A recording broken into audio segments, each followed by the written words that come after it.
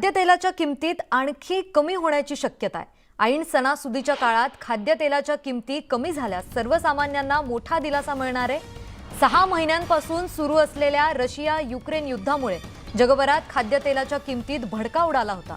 अशातच भारतीय शेतकऱ्यांनी या संकटाकडे संधी म्हणून पाहिलं आणि त्यांनी मोठ्या प्रमाणात सूर्यफूल आणि एरंडेलसह इतर तेलबियांची निवड केली।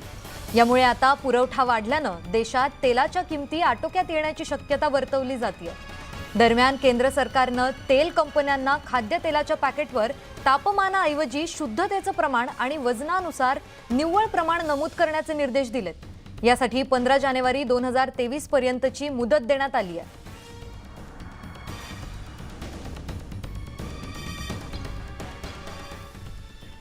आणि आता पाहूयात गावाकडच्या बातम्या वेगवान स्वरूपात। राज्यपालांनी दत्तक घेतलेल्या नंदुरबारमधील भगदरी गावातील पूल कोसळलाय, त्यामुळे जवळपास 17 गावातील लोकांचा संपर्क तुटलाय। गेल्या महिन्यात झालेल्या पावसानं या पुलाचा काही भाग वाहून गेला होता। याबाबत ग्रामस्थांनी विभागाला वारंवार दुरुस्तीची मागणी करून देखील दुर्लक्ष झाल्यानं अखेर हा पूल कोसळलाय। विभिन्न विचारांच्या 2 व्यक्तींनी एकाच वेळी एकाच ठिकाणी आयुर्वेदिक उपचार घेतले आणि त्यानंतर महाविकास आघाडी सरकार स्थापन झालं, अशी मिश्किल टिप्पणी राज्यपालांनी केली। कार्ला येथे बालाजी तांबे स्मारकाचं अनावरण करण्यासाठी ते आले होते। यावेळी राज्यपालांनी हे वक्तव्य केलंय।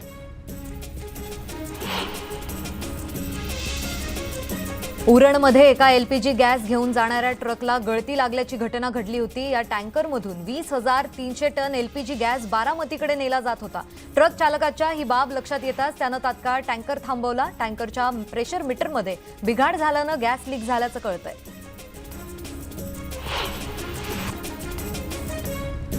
अमरावतीतील दर्यापूर अकोला मार्गावर धावत्या कारनं अचानक पेट घेतल्याची घटना घडली आहे। कार जळताना दिसताच नागरिकांनी धाव घेतल्यानं मोठा अनर्थ टळलाय। शॉर्ट सर्किटमुळे आग लागल्याचा प्राथमिक अंदाज वर्तवला जातोय।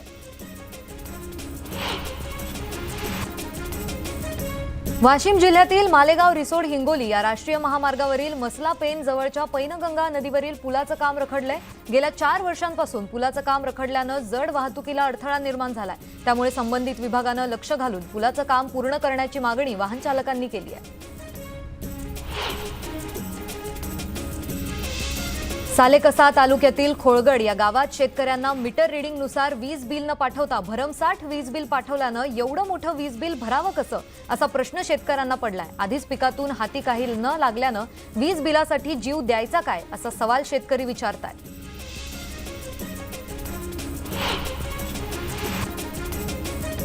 भुसावळ पाचोरा दरम्यान 3ऱ्या रेल्वे मार्गाचं काम पूर्ण झालंय। रेल्वेचे सुरक्षा आयुक्त मनोज अरोरा यांनी या मार्गाचं ट्रॉलीद्वारे निरीक्षण केलंय। चाचणीनंतर या मार्गावरून रेल्वे गाड्या वाहतुकीस मंजुरी दिली जाणार असल्याची माहिती भुसावळ रेल्वे विभागानं दिली आहे। साई दर्शनासाठी येणाऱ्या भाविकांना व्यावसायिक अव्वाच्या सव्वा दराने वस्तू विकून लुटण्याच्या घटना घडत असल्याने नगर परिषद, साईबाबा संस्थान आणि व्यावसायिकांनी हार पूजेचे ताट, प्रसादाचे दर निश्चित केलेत। कोणत्याही भाविकांची लूट होऊ नये यासाठी दर फलक शिर्डीतील अनेक ठिकाणांवर लावण्यात आले।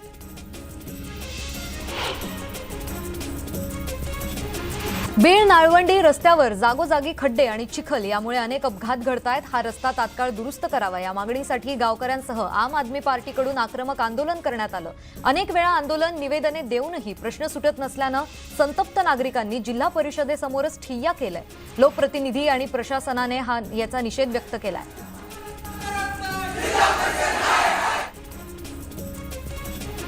सोनगीर टोल नाक्यावर स्थानिक वाहनांना टोल माफी देण्यात यावी यासाठी आम आदमी पार्टीच्या वतीनं टोल नाक्यावर आंदोलन करण्यात आलंय। यावेळी आम आदमी पार्टीच्या कार्यकर्त्यांनी जोरदार घोषणाबाजी करत स्थानिक वाहनांना टोल माफी करण्याची मागणी धरून धरली आहे।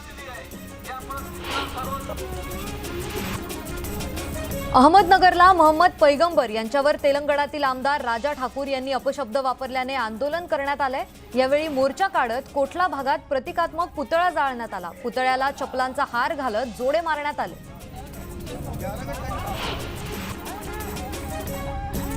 जुन्नर तालुका शेतकरी संघटना आणि महाराष्ट्र राज्य कांदा उत्पादक शेतकरी संघटनेच्या वतीनं नगर कल्याण महामार्गावर रास्ता रोको करण्यात आला। कांद्यावरील निर्यात बंदी कायमची उठवावी असं राजन समितीनुसार बाजारभाव मिळावा या मागण्या यावेळी करण्यात आल्या।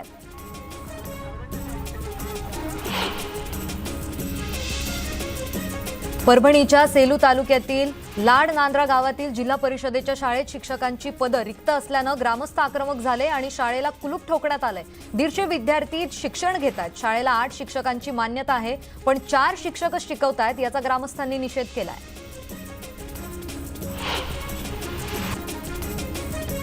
अकोल्यात भविष्य निर्वाह निधी कार्यालयासमोर धरणे आंदोलन करण्यात आलं। वाढत्या महागाईत जगणं कठीण झालं असून पेन्शनला महागाई भत्त्याची जोड द्यावी अशी मागणी यावेळी करण्यात आली।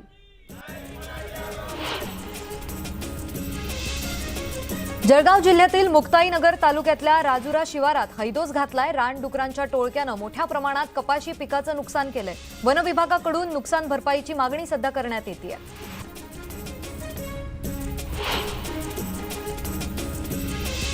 बुलडाणा जिल्ह्यातील खामगाव शहरात प्लास्टिकचा वापर आणि विक्री सर्रास सुरू असल्याचं पाहायला मिळतंय। याबाबत नगरपालिकेच्या आरोग्य विभागानं मोहीम राबवत शहरातील व्यावसायिकांकडे जाऊन प्लास्टिक कॅरी बॅगचा वापर बंद करावा, अन्यथा दंडात्मक कारवाईला सामोरं जावं लागेल अशी ताकीद देत झाडाझडती घेतली आहे। विड्रॉल स्लिपवरून वृद्ध व्यक्तीच्या खात्यातील 2.25 लाख रुपये परस्पर हडप केल्याचा धक्कादायक प्रकार बीडच्या किट्टी आडगाव येथे उघडकीस आलाय। या प्रकरणी अज्ञात व्यक्तीवर ग्रामीण पोलीस ठाण्यात गुन्हा नोंदवण्यात आलाय।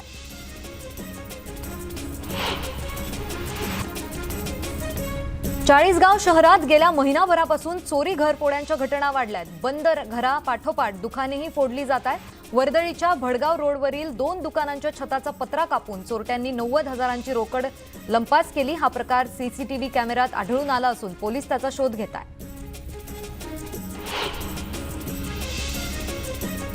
बीडच्या गेवराई तालुक्यातील सिरस मार्ग येथील सरपंच उपसरपंच निवडीवरून 2 गटात तुंबळ हाणामारी झाली। उपसरपंच पदासाठी मतदान केल्याने फुटलेल्या सदस्यांसह नवनिर्वाचित महिला सरपंचासही मारहाण करण्यात आली। तरटेवाडी आणि सिरस मार्गच्या ग्रामस्थांमध्ये निवडणुकीनंतर दगडफेक झाली, तर यावेळी गेवराई पोलिसांनी घटनास्थळी धाव घेऊन परिस्थिती आटोक्यात आणली आहे। रत्नागिरी जिल्ह्यातील दाभोळ इथली भारती शिपयार्ड कंपनी गेल्या काही दिवसांपासून बंद आहे। मात्र या बंद असलेल्या कंपनीचे भंगार चोरीला जात असल्याचे निदर्शनास आल्यानं दाभोळ पोलीस स्थानकात भंगार चोर विरोधात तक्रार नोंदवण्यात आली आहे। या चोरट्याचा शोध सध्या पोलीस घेत आहेत।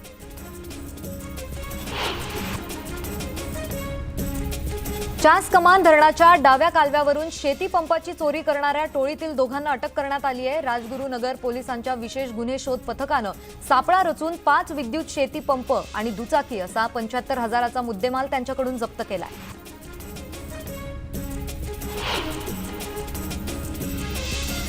नाशिकच्या पाथर्डी फाटा परिसरात पेट्रोल पंपावर काम करणाऱ्या महिलेवर तिच्याच मित्राने खुनी हल्ला करण्याची घटना घडली आहे। हल्ला करणारा इसम आणि या महिलेत प्रेमाचे संबंध होते, मात्र या महिलेने या इसमासोबत राहण्यास नकार दिल्यानं त्याने हा हल्ला केल्याचं समोर आलंय। हा सगळा प्रकार सीसीटीव्ही कॅमेऱ्यात कैद झालाय।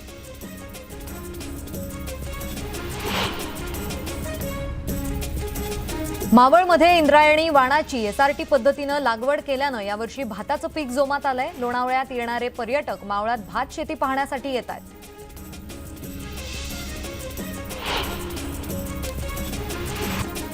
मेळघाटच्या धारणीमध्ये राणा दाम्पत्याच्या युवा स्वाभिमान पक्षाचा दहीहंडी उत्सव पार पडला। या कार्यक्रमाला अभिनेता चंकी पांडे यांनी हजेरी लावली होती। या कार्यक्रमात खासदार नवनीत राणांनी लहान मुलांसोबत आदिवासी नृत्याचा आनंद लुटला।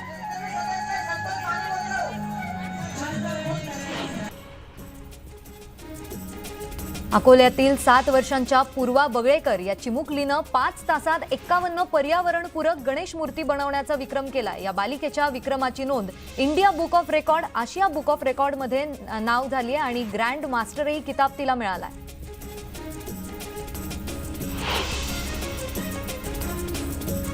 नांदेडमध्ये गणेशोत्सवाची लगबग सुरू झाली आहे। कारागीर गणेश मूर्त्यांवर शेवटचा हात फिरवतायत। अयोध्या गणेश मूर्ती, दगडूशेठ हलवाई गणेश मूर्ती, शिवपिंड गणेश मूर्ती यासह इतर आकर्षक मूर्ती कारागिरांनी तयार केल्यात। गतवर्षीप्रमाणे यंदा देखील गणरायांच्या मूर्त्यांच्या दरात 30% वाढ झाल्याचं मूर्ती कारागिरांनी सांगितलंय।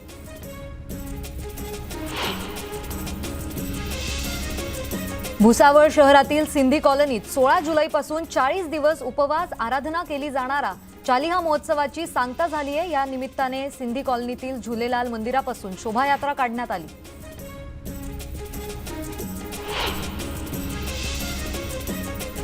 बीडच्या आष्टी आणि गेवराई येथील शिक्षकांना डॉक्टर सर्वपल्ली राधाकृष्ण यांच्या जयंतीनिमित्त राष्ट्रपती पुरस्कार जाहीर झालाय. 2 शिक्षकांना पुरस्कार घोषित झाल्यानं जिल्हाभरातील शिक्षण क्षेत्रात आनंद व्यक्त केला जातोय. 5 सप्टेंबर रोजी दोन्ही शिक्षकांना दिल्ली येथे राष्ट्रपती द्रौपदी मुर्मू यांच्या हस्ते सन्मानित करण्यात येणार आहे. जळगावातल्या रावेर तसंच यावल तालुक्यात गाई म्हैस या जनावरांमध्ये लंपी स्किन आजाराचा प्रादुर्भाव दिसून येतोय. त्यातच आज बैलपोळा सण आहे, त्यामुळे बैलांना हा संसर्गजन्य आजार होऊ नये यासाठी सर्व पशुपालकांनी पोळा सण सार्वजनिकरित्या साजरा न करता बैलांची पूजा गोठ्यातच करा, असं आवाहन जिल्हाधिकारी अभिजित राऊत यांना केलंय.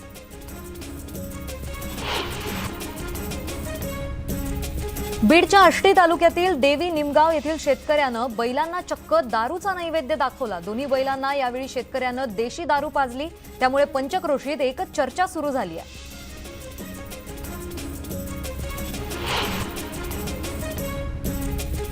बैलपोळा निमित्त विदर्भात तान्हा पोळा साजरा केला जातो. या निमित्तानं बाजारात लाकडी नंदी बैल विक्रीसाठी आले. यावर्षी महागाईचा फटका या लाकडी नंदी बैलाला सुद्धा बसलाय. 200 रुपयांपासून ते 5,000 रुपयांपर्यंत लाकडी नंदी बैल बाजारात विक्रीला आले.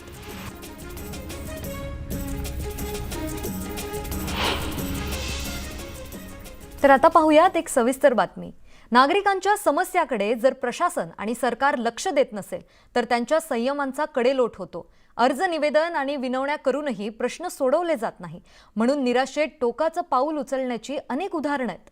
औरंगाबाद जिल्ह्यातील गंगापुरात रस्त्याच्या समस्येमुळे त्रस्त ग्रामस्थांनी सामूहिक आत्मदहनाचा प्रयत्न केलाय.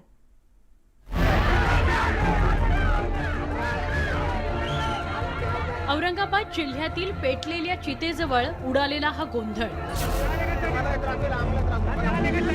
ग्रामस्थ आणि पोलिसांमध्ये होणारी झटापट.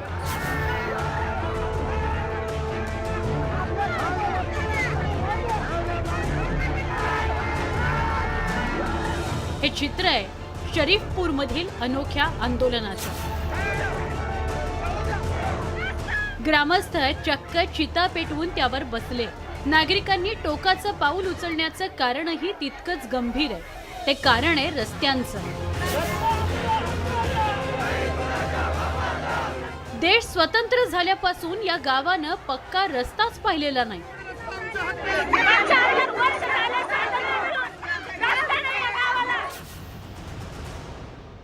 प्रशासन आणि लोकप्रतिनिधी या रस्त्याच्या बाबतीत उदासीनतेचं धोरण आतापर्यंत या ठिकाणी राबवलेलं आहे. इतक्या लोकांनी तुम्हाला जर सांगायचं म्हणलं तर 2020ला कोर्टाने आदेश दिलेला आहे सरकारला की या रस्त्याचा प्रश्न तात्काळ निकाली काढा म्हणून. कोर्टाचा आदेश जर हे सरकार जुमानत नसेल तर या नागरिकांना आता आत्मदानाशिवाय दुसरा पर्याय या ठिकाणी उरला नाही. गेल्या 75 वर्षांपासून गावाला रस्ता नसल्यानं पावसाळ्यात अनेक समस्या निर्माण होतात. विद्यार्थ्यांना शाळेत जाताना 8 किलोमीटर चिखलातून जावं लागतं. रस्त्याअभावी दवाखान्यात जाताना अनेकांना प्राण गमवावा लागतो. अनेक महिलांचं बाळपण रस्त्यातच झालं. एक ना अनेक समस्यांनी हे ग्रामस्थ अनेक वर्षांपासून त्रस्त आहेत. हे काय सरकार झोपलंय का काय? आमच्या गावाकडे का लक्ष करीत नाही सरकार? माझी बहीण, स्वतःची बहीण आम्ही दवाखान्यात घेऊन गेलो साहेब, तर रस्त्याने तिचं जाणं नाही जाऊ शकलं तर चिखलामुळे तिचं मूल अपघातात वारलं साहेब. अपघात झाला रस्त्याने, डॉक्टर लोकांनी तिला घेतलं नाही दवाखान्यामध्ये साहेब. इतकी अडचण आहे आमच्या गावामध्ये. का रस्ता देत नाही सरकार आमच्या गावाला? का आमच्या गावाला सुविधा घेत नाही? का आमच्या गाव दखल मध्ये घेत नाही? चिखलातून जावं लागतं आम्हाला. चिखलातून जावं लागतं. मग काही घासला ते 10-15 जण राहते. ग्रामस्थांनी आक्रमक रूप धारण केल्यानं पोलीस आणि जिल्हा परिषदेच्या अधिकाऱ्यांनी शरीफपुरात पाऊल टाकलं. बांधकाम विभागाच्या अधिकाऱ्यांना बांगड्या सुद्धा दाखवल्या गेल्या. शेवटी 8 किलोमीटर रस्त्यावर खडी मुरुम टाकण्यासाठी 15 लाख मंजुरीचं लिखित आश्वासन मिळालं आणि ग्रामस्थ शांत झाले.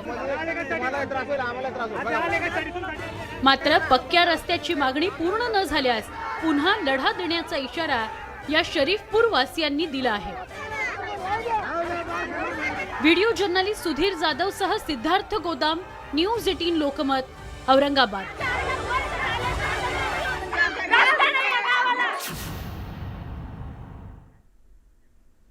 अजूनही गावाकडच्या बातम्या आपण पाहणार आहोत, बट तुर्तास घेऊयात एक छोटीशी विश्रांती.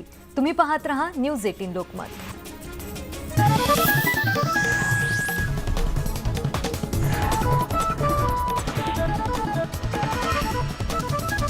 पितळ आता उघड पडलंय.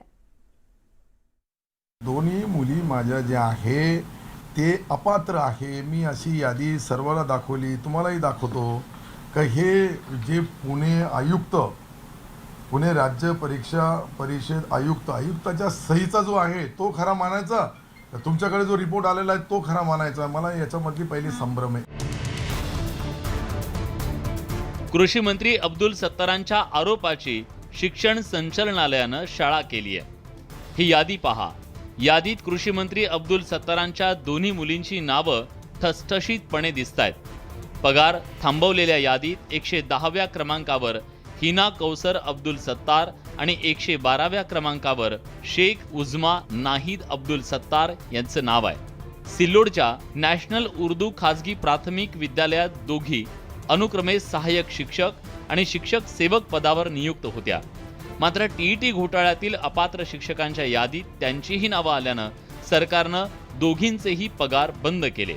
नेमका काय घोळ झाला ते पाहूया. पुणे सायबर पोलिसांना टीईटी घोटाळ्यात सहभाग आढळून आला होता. 7,874 अपात्र शिक्षकांची यादी राज्य परीक्षा परिषदेला सुपूर्द केली होती. त्यापैकी 1,033 उमेदवार प्रत्यक्षात शिक्षक म्हणून शासकीय सेवेत रुजू असल्याचं शिक्षण विभागाच्या तपासणीत आढळून आलं. त्यातही 576 शिक्षक हे प्राथमिक तर 457 शिक्षक हे माध्यमिक शाळांमध्ये रुजू होते. सर्व 1,033 अपात्र शिक्षकांचे पगार आता थांबवण्यात आलेत. या यादीत कृषी मंत्री अब्दुल सत्तारांच्या मुलींची नावं समाविष्ट आहेत. अपात्र ठरल्यानंतरही 2017 पासून अब्दुल सत्तार यांच्या मुली कसं काय शिकवत होत्या याचा अद्याप खुलासा झालेला नाही. त्यामुळे विरोधकांनी जोरदार हल्लाबोल केलाय. राज्यात सत्ताधारी आणि विरोधकांमध्ये सध्या जोरदार राजकीय संघर्ष सुरू आहे. या पार्श्वभूमीवर कृषी मंत्री अब्दुल सत्तार यांच्या 2 मुलींची नावं अपात्र शिक्षकांच्या यादीत आली आहेत. परिणामी पुढील काही दिवस त्याचे राजकीय पडसाद उमटत राहणार हे नक्की. एकंदरीतच घोटाळ्याच्या शेतीत कृषी मंत्र्यांच्या मुलींची नावं आल्यानं राजकीय पीक चांगलंच फोफावणार असल्याचं स्पष्ट होतंय. Bureau report, news 18 Lokmat. आणि या बातम्यांसह बुलेटिनमध्ये वेळ झाली आहे इथेच थांबण्याची. राज्यासह देशातील इतर महत्त्वाच्या घडामोडींसाठी तुम्ही पाहत रहा न्यूज 18 लोकमत.